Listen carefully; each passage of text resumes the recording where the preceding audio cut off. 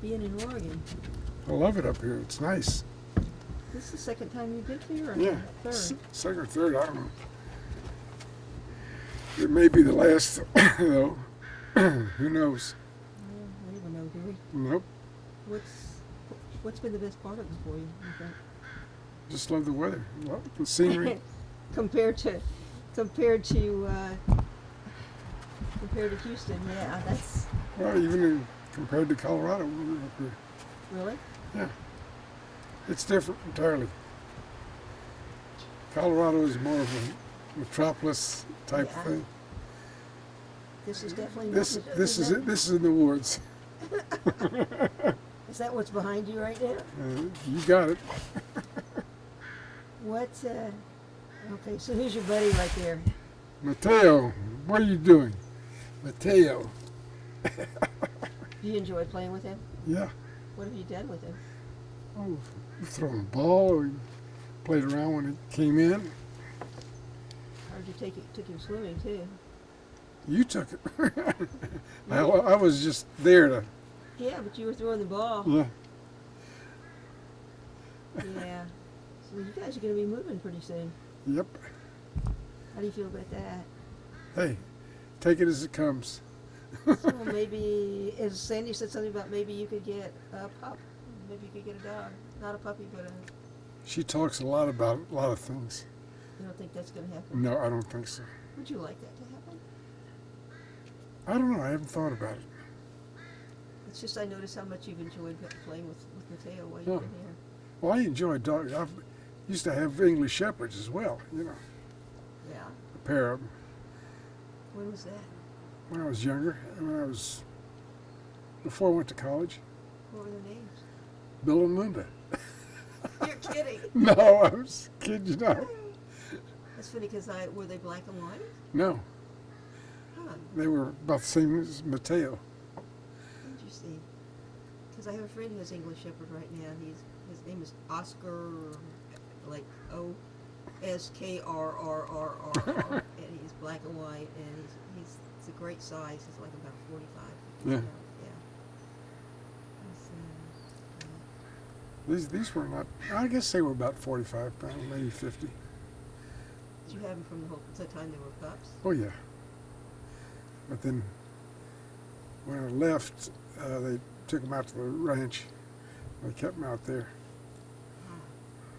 because I was overseas. Yeah. What do you remember most about being overseas? What was it about that experience that struck you most? When you think about it, what do you think about? It's life. Can you be more vague? Well, I knew ran across the SS troopers, the hard Nazis, and of course I spoke the different languages. They didn't know that I was Jewish. They didn't know. Probably a good thing. Hey, no big deal. I went to the synagogue in Frankfurt. During the war? No, it's after the war. They had a synagogue in Frankfurt, Germany. So what were you doing during the war? What was your rank and where were you stationed? I wasn't What were you- in the war. Got in there just after the war. Okay, I missed all the combat. that's a good thing. Yeah. That's a very good thing. Was that a disappointment for you that you missed the combat? I never thought about it. You take it as whatever it comes. You know, just like I take things as they come now. So have you always just taken things as they come? I guess I have. I don't know. What's that like? Hey, live and let live. I'm not going to worry about it. Even if you feel strongly about something? I might feel strongly, but there's nothing I can do about it. If there's something I can do, that's a different story. I usually do it. Can you give me an example? They schmeckte je dreimal Woch, and I broke his arm. That's Yiddish. No, that was German. I don't understand German. Can you That translate? means that I can smell a Jew 3 mile or Yid 3 miles away. And so the example of what you would do in that case would be to stay 3 miles away? No, I take them on pretty good. Takes you on pretty good. How often did that happen after the war? Only a couple times. Civilians?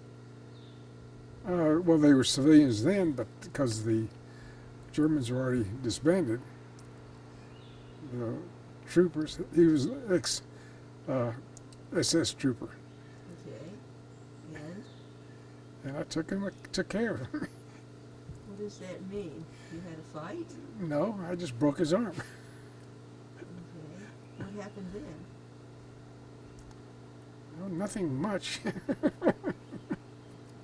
So you had a German with a broken arm. Yeah,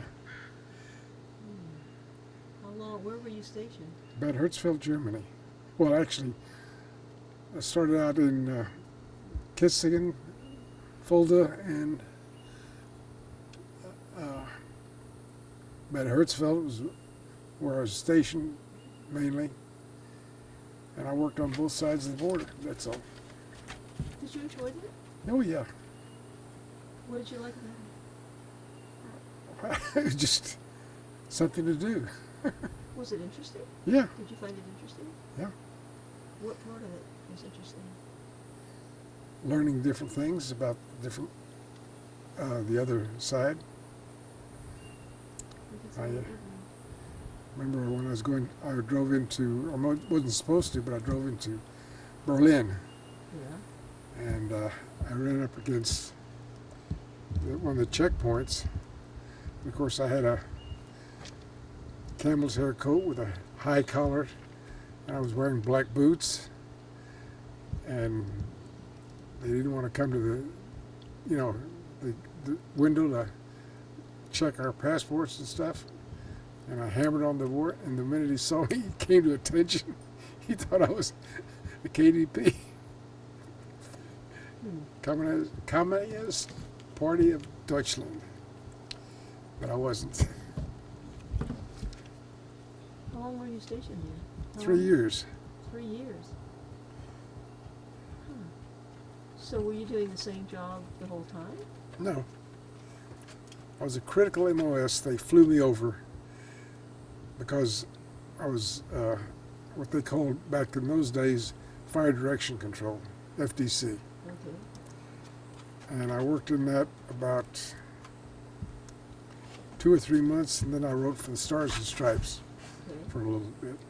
And then I ended up in counterintelligence. And that's where I ended up, What does that involve? working What on did that both involve? sides. Hmm? You worked on both sides of the border, Doing what? getting information. And then transmitting it back to. Mhm. The group. How much did you like that part of it? Well, it was a job. Did you find it challenging? No, not particularly. It was just something I had to do. There's a recurring theme here, Jack. What? I just did what I had to do. That's right. I just rolled with the punches. Right? You've been that way your whole life? Sure. Why not? I don't know. Huh.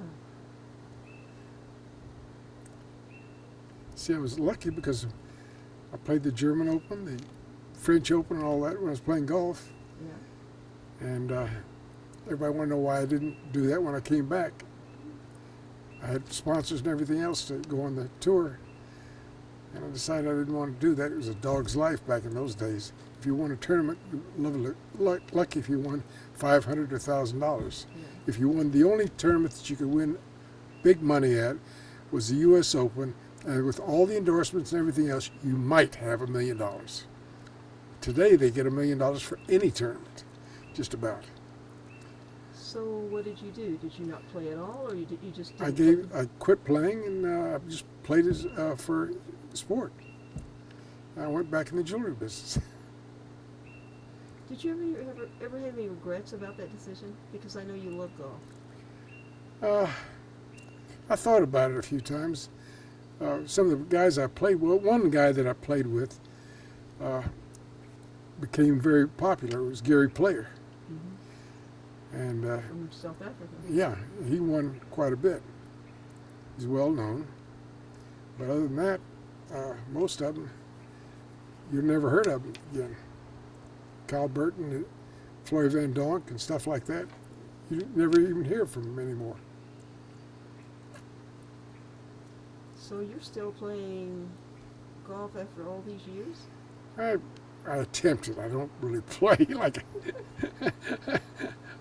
I get out there and get the exercise. Well, you've sort of been battling your medical condition for a long time. You want to talk about the MS and when it started? And Well, 1970 I had MS, and well, they finally diagnosed as MS, and I fought it. In fact, I thought my coordination was coming back, and probably 15 years ago, 20 years ago, and thought about going on the senior tour. right. Because they just started developing the senior tour where they could make halfway decent money. Yeah. And then I decided not to. And I'm glad I didn't, because right now I'm lucky to be able to walk. You've had a remarkable journey with MS because many people do not have not had the luck you've had with that. Oh, yeah. They've really been much more restricted by the progress of their disease. Well, I've been lucky. That's all. You think it's just luck? Well, who knows? All I know is that I said I'm a hard-headed Bolshevik, that when they told me that don't feel too bad if I get out of the hospital in a wheelchair, they could shove it. When they told me don't feel too bad if I get out with the crutches, told them to shove that the same spot. Finally, I accepted a cane to get out of there. And but I'm back on a cane now after all these years. That's a lot of years in between. Well, let's see. This is This is 2013. 13, and that was in 1970. That's quite a few years. That's more than 40. Yeah. Isn't it? But there's a lot of people my age that are walking with canes or walkers, and in Yeah. fact, they're in wheelchairs. A lot of them. Who don't have MS. Yeah, that's right. They're lucky if they're still alive. A lot of them. Hmm. Most of the people that I grew up with are gone. So, to what do you attribute your good health and longevity? I'm lucky. That's all. Just lucky. Huh. It's the genes from Ostrov-Gubenia. My father came from Ostrov-Gubenia in Russia. Okay. Good Russian genes. Yeah. Very tough. Hmm. Very long lives. Right. What's wrong, Mateo? You're so quiet. Yes. Yes. Yes. Hmm. He's quiet. He's just like, Quiet. So, do you have a bucket list? no, Bucket list I is? never thought about it. What do you think? I just do things as they come up. What are the things that you would like not to wait to come up, but that you would like to have happen? I'd like to go back on cruises again, but my wife doesn't like to do that. You enjoyed those? Oh, I enjoyed them. I eat like a horse, you know. Well, I think isn't that the main activity on a cruise? No, there's a lot of other things. But I mean, in terms of, I haven't ever been on a cruise, but what I hear is that food is 24 hours a day, and Well, if you want to make it 24 hours a day, you've got casinos, you can hit golf balls out there, you've got workout rooms. You know, you can do just about anything you want to do on there. And there's great shows. so if you took another cruise, where would you go? Where would you want to go? Europe, Europe. Where in Europe? Scandinavian countries I'd like to, but they've taken over by the, what do they call them? The Arabs have taken basically. A lot of the Scandinavian countries, they've filtered. The Islamists have taken over a lot of that.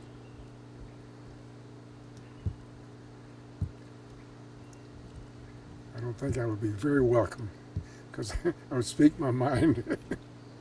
Okay. So, you wouldn't, if you had the chance? I'm not sure. I understood. So you would like to go to Sure, I'd still like to go to up there. Scandinavia? It's beautiful up there. Beautiful country. Yeah, I've heard that. I've never been. Oh, it really is. You'd enjoy it. What when you're doing something like that, what do you most like to do? Like, or do you have the opportunity to go ashore and things like that, or? Yeah.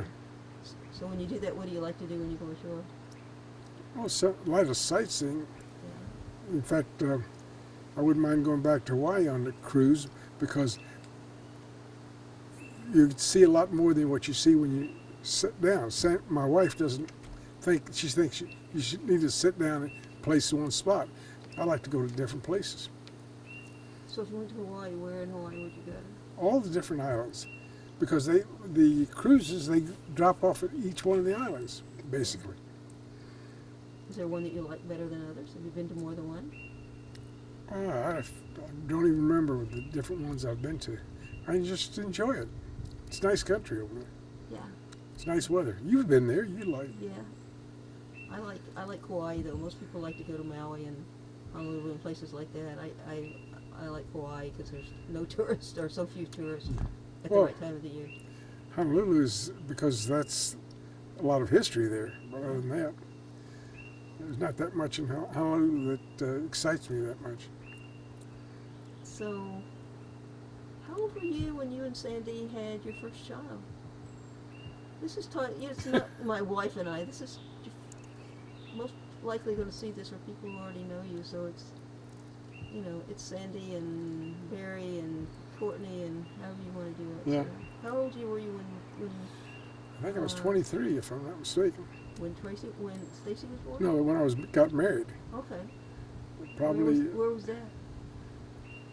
Where in did you Fort go? Worth. Was it Fort Worth? Yeah, Rabbi Garsick steady. And my mother and your mother, they didn't get along.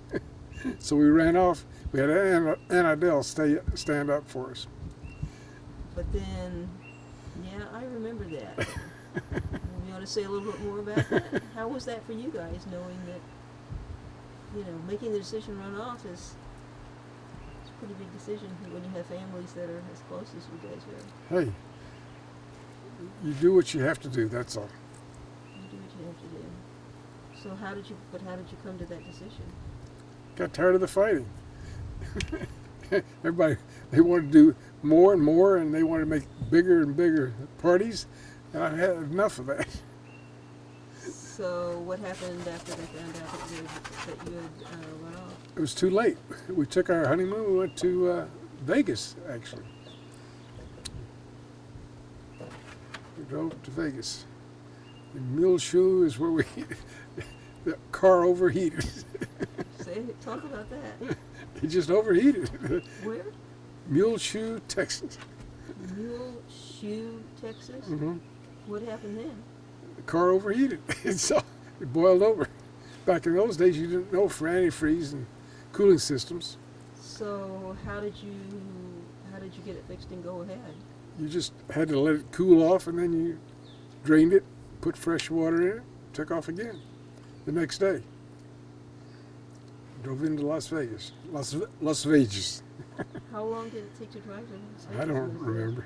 I have no idea. What happened when you came back and everybody knew you were married? Nothing. They just said, "Oh, this is fine. We don't," Yeah. and they just let it go. Sure they did. That's hard to believe. Hey. That's it was over with. There's no arguments anymore. So what happened after you guys got married? Where did you go live? What was the first place you lived? It was Fort Worth. From there, when I went to work for Zales, they flew me to Denver. And I worked there for a couple of years, and I went to Pueblo. And finally, I bought the ladies' dress stores, and then I ended up, I got hit with MS. Is that when you were living in Pueblo? Yeah. And they told me the closer to the equator that I could get, the better off I would be. They didn't know that much about the disease, but they thought that. And so I took a job in Houston, working for a cousin of mine. United Auto Supply. I went into the auto supply business. Did that for a few years. Did you like that? I enjoyed it. Traveling. Yeah. Traveled all through Texas, Louisiana. Found out a lot of things I didn't realize. They had signs up where the in the South where no blacks are allowed. No blacks, dogs, or Jews. Right. And I was still there. How'd you handle that? I just kept on going. I don't worry about it. If the time comes and I have to fight them, I'll fight them.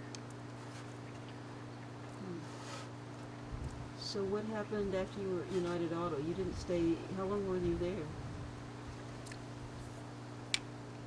I think it was a couple of 2 or 3 years, 4 years maybe. Then went back in the jewelry business. Where was that? Did you go back to work to sales or? No, I went to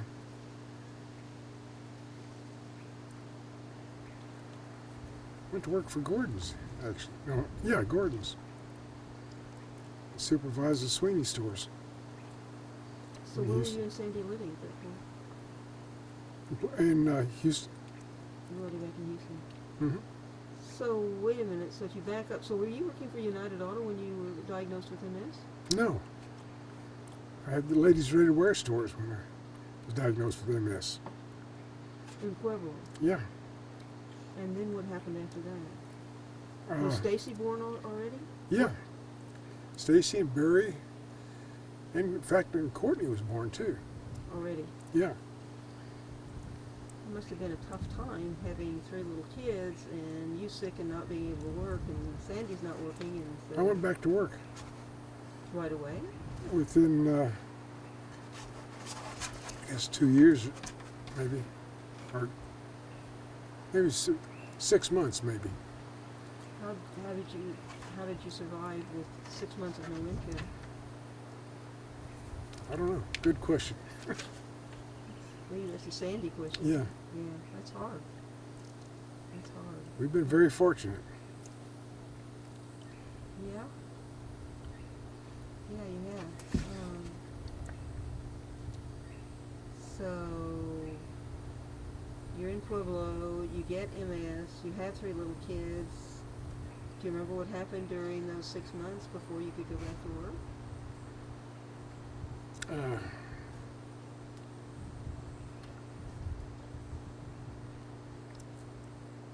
I was looking for a job, I guess. Finally, I went back, got back in the jewelry business, and came back to Houston. No, United Auto Supply came back to Houston, and then finally I left United Auto Supply, went back in the jewelry business for Gordon's. And it was tough standing on my feet, but I did. I was just going to say that's a stand on your feet job. Yeah. Used to manage stores, and then I ended up supervising stores. Of all the things you've done, what do you like best? Because you've talked about being in the Army, you've talked about being in the jewelry business, about being in the auto parts business, dress business. Yeah. It's all retail. Well, Army isn't retail, but which of those did you enjoy the most? I guess the jewelry business has been the most. What was it about that you I enjoyed? just enjoyed it. This is a challenge In what way? because people didn't want to buy something. You had to convince them to buy it. Sounds like you like being a salesman. Oh yeah, I was a pretty good salesman. Must have been. So, at what point did you wind up, because I know the last job you held was with the post office. At what point did you transition to the post office? When I realized that I needed to do something to get insurance, to make Okay. sure I had insurance, and unless you got into what they called a true group back in those days, Yeah, you got no insurance. right. And so I went to work with them. Then after I went to work for them, everybody wanted to know how to get in. They wanted me to help them get in. I said, unless you're a disabled vet, you're not going to be able to get in. Because the vets were given preferential That's treatment. right. And I was lucky to get in. I'm saying even though you weren't injured as a result of a tour of duty, but you were a vet and Yeah. therefore. Well, I was disabled, what they call a disabled vet, but regardless. Okay. So I got points for that. And I was able to score high enough to get in there. And then I went into just carrying mail, and then I ended up in marketing. Yeah. And then, of course, I supervised some post offices as well. And then I finally retired. I was lucky enough to retire with the post office. I just got the insurance, great insurance. How long ago was that? What year did you retire? I don't remember anymore. So we're in 2013. But you've been retired at least Oh, since 10 I was, years. let's see, it must have been about 64, 63 or 64 when I retired. And I'm 78, I'll be 79 in August. Yeah. So it's been a while. Yeah, Been a but I've been lucky. At least I consider myself lucky. while. Don't drop my receiver, my transmitter there, or I'll try not to. we'll have a problem. Yeah. And what I'm talking about is this little thing in his hand, which is, There. sending me the message through the mic on his chest, which is right there, back to my camera. And so I'm telling him not to drop it, or I'll have to drop his head. What's wrong, Mateo? What?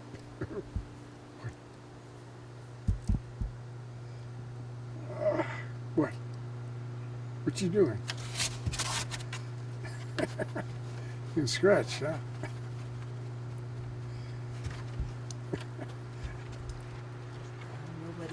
I'm being neglected. You're really being neglected, aren't you? Okay.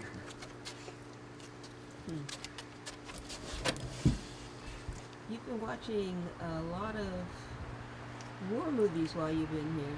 It's mainly history. Some stuff I didn't know. A lot of it I didn't know. You always liked history? Yeah. So what are the kinds of things? Because I know you were watching the other night. You were watching Churchill and a number of other things. What of that has been new to you that you can think Quite a of? bit of it, actually.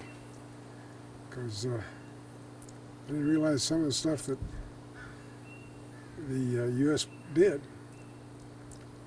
And we were lucky to be alive. Yeah. Because they could have very easily overrun us if they wanted to. Yeah. If they'd known how vulnerable we were on Yeah. certain fronts. Yeah. Yeah. Lots of things broke our way. Huh. Well, we got a lot of hard-headed people that went ahead and pushed forward. Luckily for us, they did. How would you have felt if Barry had been drafted to be in the war? How would you have reacted to that? I encouraged him to join the military. What was your thinking?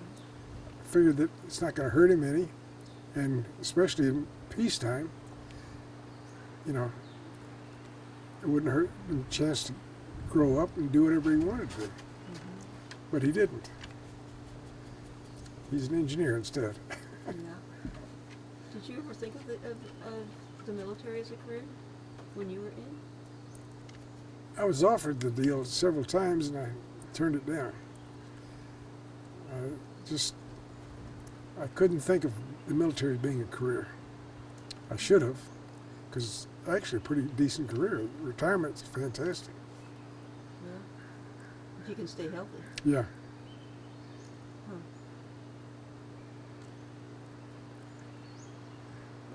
But I've been very fortunate. When you say that, what comes to mind? Everything. Life. Health. Material, everything. So, Mateo. What? Yeah. I think that's enough. Do you have any regrets? None. Good to know. So when I ask you about a bucket list or anything that you'd like to do, the only thing you said the first time I asked you was possibly to go on another cruise. Yeah. When you think about that more, are there other things that come up that you'd like to be able to do? You It's- know, all of us that are in our 70s, not just you, are looking at the time and going, what is it that I want to do? Well, cruising is traveling. That's all. So I've already been to Israel. I'd like to go back to Israel. Enjoyed So that. that's something else you'd like to do. Yeah. Okay. And Because I enjoyed Israel.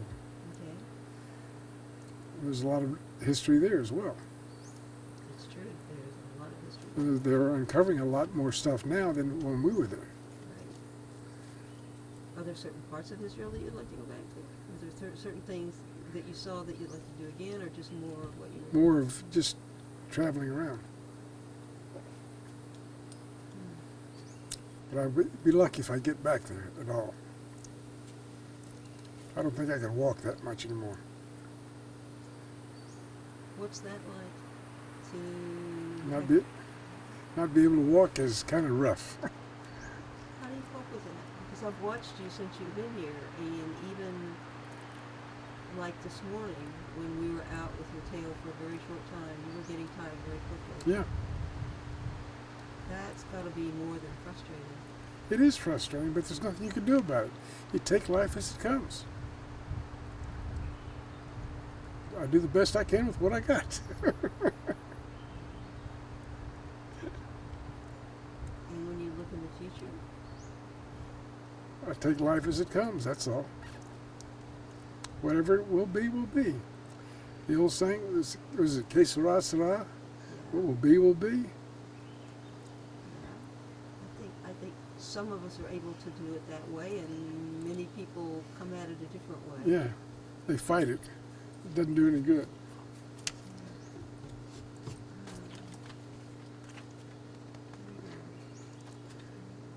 That's enough. Yeah, that's enough. Isn't it? Let me tell you. Okay.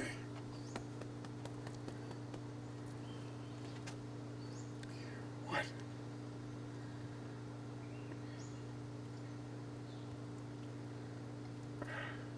You know, I had an interesting experience a few months ago. I was reading about a young man in Boston. He was a student. He was a journalism student. And in his class one day, the teacher gave him an assignment, gave everyone an assignment to write their own obituary. And he did. And then less than 24 hours later, he was killed. And so it got me thinking, and because it really struck me.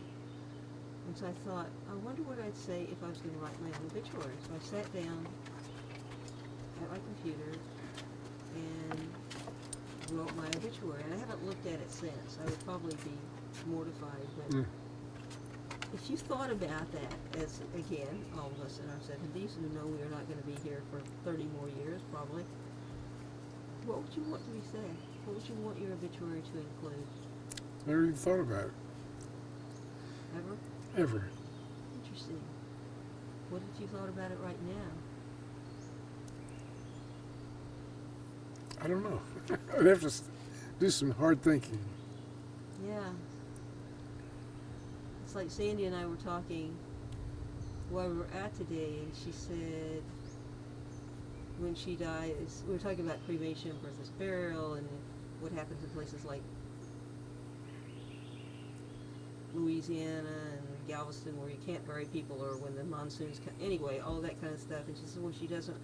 I said, well, you can always be cremated. And she said, well, I don't want to be cremated. And I said, okay, so how do you feel about cremation versus burial? I mean, just the pragmatic pieces of what you want to have happen. Well, if you're Jewish, you're not supposed to be cremated. Right, but a lot of Jews get cremated. I know. Yeah. That doesn't mean it's right, doesn't mean it's wrong either. Right.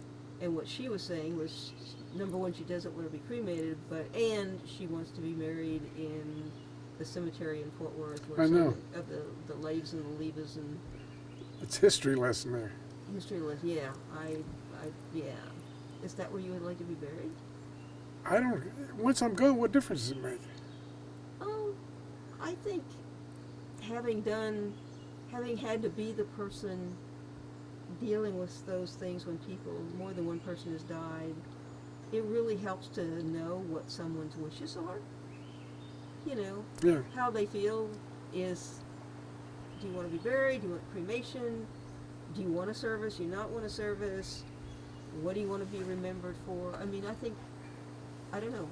And it was mightily helpful to have had that discussion ahead of time as a guide rather than my having to pull it out of the hat. Mm-hmm. And I would like not to me it feels like a burden to be left behind without some kind of indication of what my wishes would Yeah. be. I don't know. That's just me though. That's why I'm asking you where you are. That's simply where I'm coming Well, from. we've already got the lots up in Fort Worth, Yeah. so we'll probably be buried up there. Because all the families go all the way back. God, it must be about 100 years up there. That much. Yeah. Did 'Cause you know your great grandfather? Yes, really? I met him a couple times. Huh. I knew my great grandmother On your father's side or on my father's side. I never met the grandmother on my Sandy's side. right. On the Persky side, actually.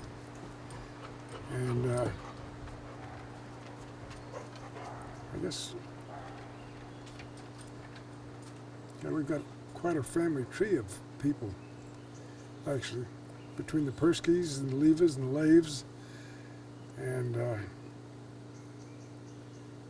we go back quite a few years. Did you ever want to go back to Europe or while you were there and try to trace,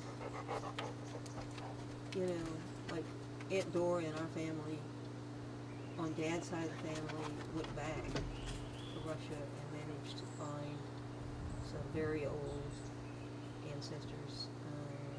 And on the Lipsky side, not Lipsky, on the Weinstein side, they managed to make it back a certain way. Were you ever interested in doing that? No, I never really have thought about it. Because I know that on my father's side, when they came over from Russia, they had to leave one of the sisters over there because she wasn't in good enough health to come back into this country. So she was left behind. Yes. But other than that, I don't know of any of them that were left over there.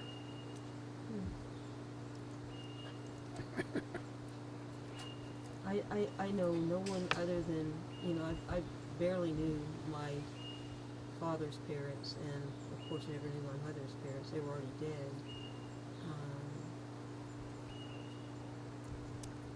Huh.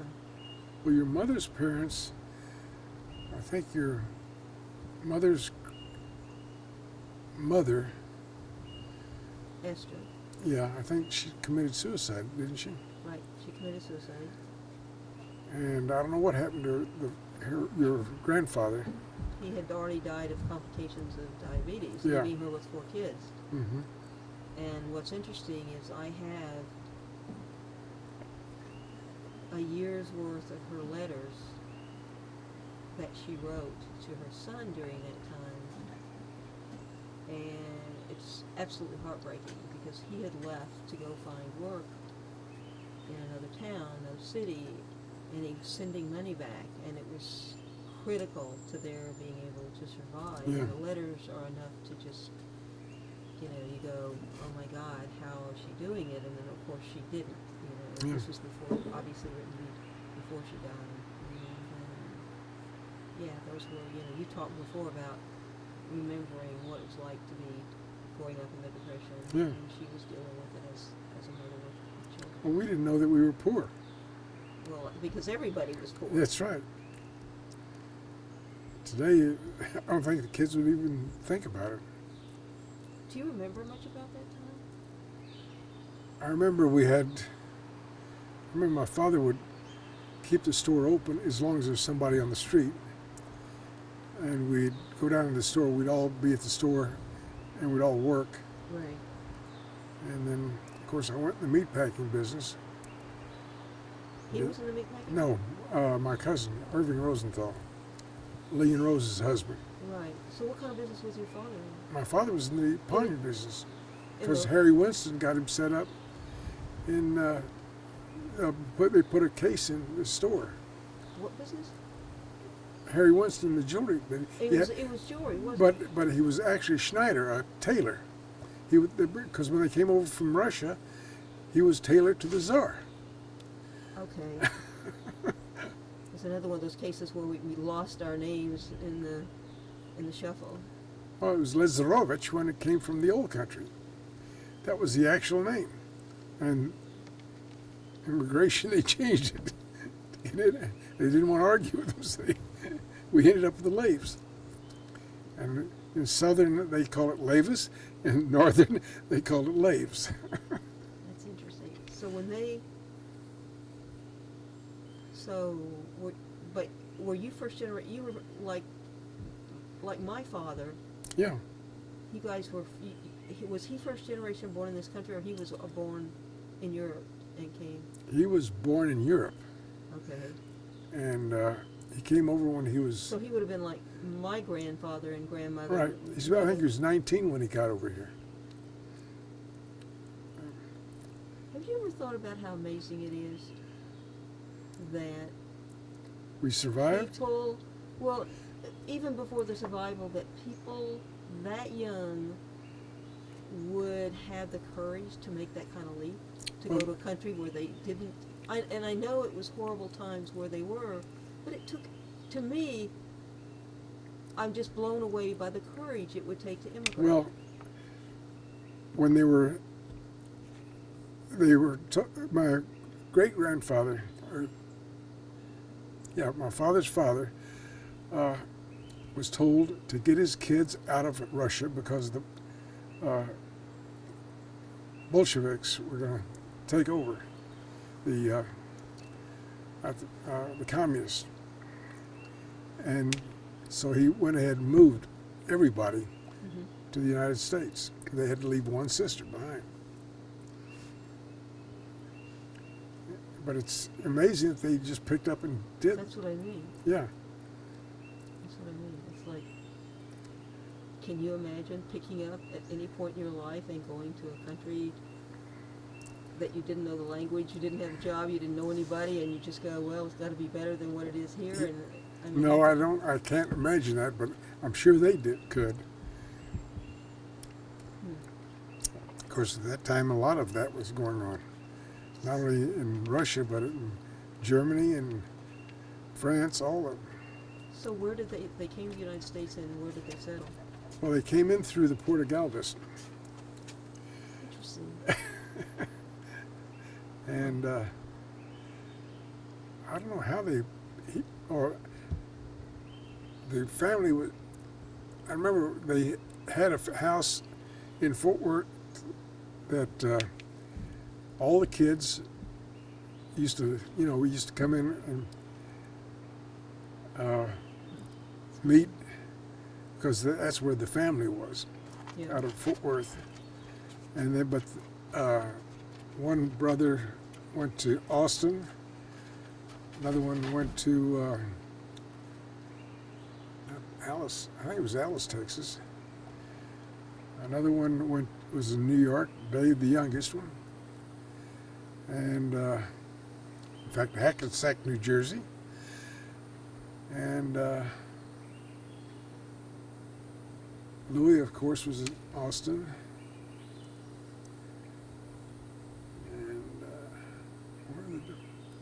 And Mitchell married Rose, and they had McKinney Dry Goods, and it was I forget the name of the little town. They were in Hillsboro, actually, Hillsboro, Texas. Wherever that is. That is between Fort Worth remember. It's Fort Worth and Austin, I think. I've been there. The water was terrible. Oh God, Well, it's it smells Texas. sulfur. Have a ton of iron in it. Uh, You know, it's funny because what we're talking about is oral history, and before my father died, or when he was in the hospital, I was at his house, and Rose was talking about those early days in Texas and the Jews, and I didn't have the wherewithal to record it, but it was amazing.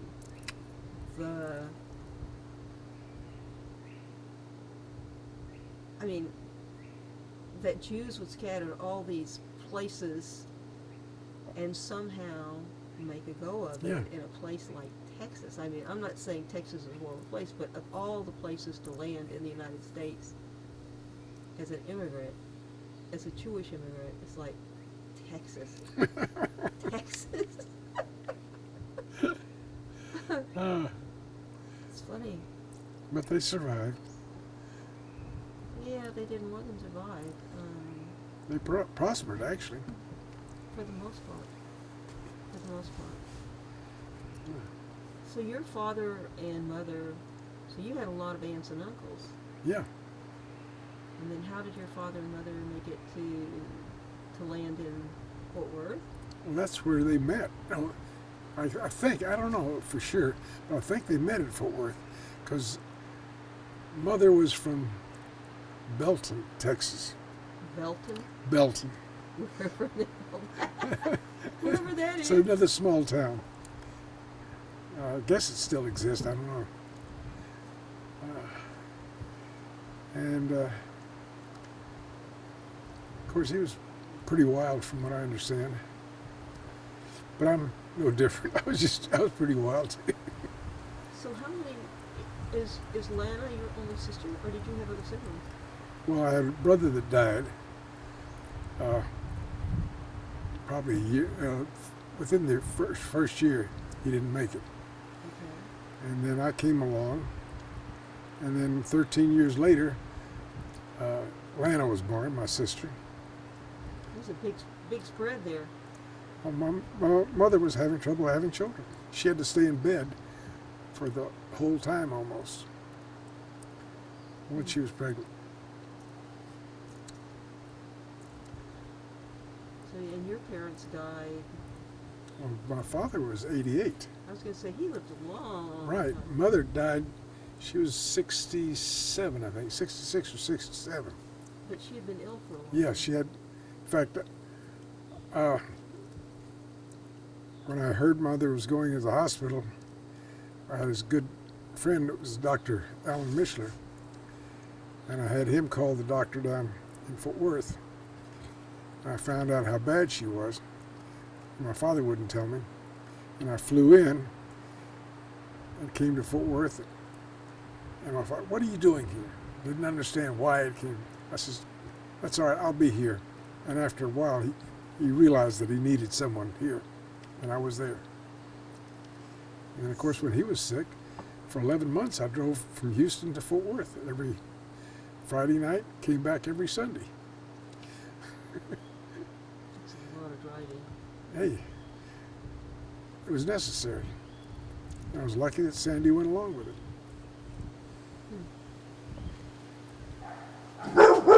So, that's Mateo. So, are they both buried in that same cemetery? Yes, you're talking about? they're both in Fort Worth. In fact, most of the family is there. And of course, the Zales are buried in Fort Worth.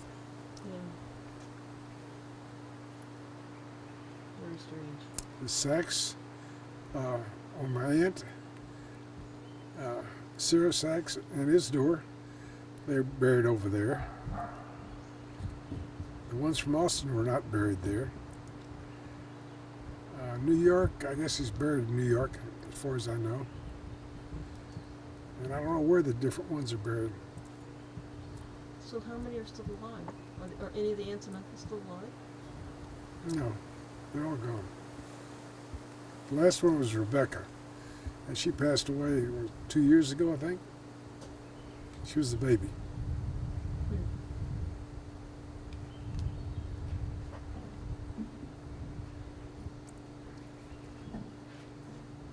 Well,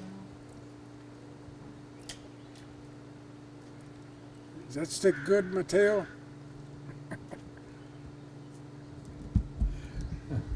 you want to see what you look like on camera? It's a Okay. fairly happy man. I'm always happy. Because that could always be worse, right? That's a hell of a philosophy, but it seems to have worked for you. Yeah, Have any last words? nothing. Nothing. No words of wisdom, None. no advice, no Take life as it comes. take life as it comes. Que sera, sera, or roll with the punch. And Let life live. Enjoy life as much as you can. for as long as you can. Mm-hmm. Okay. Why don't you say your name and the date? And I think the date is I don't know. July 16th.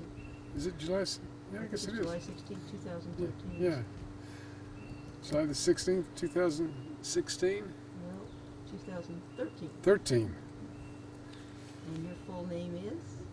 Moshe Yaakov Ben Shemuel Levi. Maurice Jackie Laves. Better known as Jack Laves.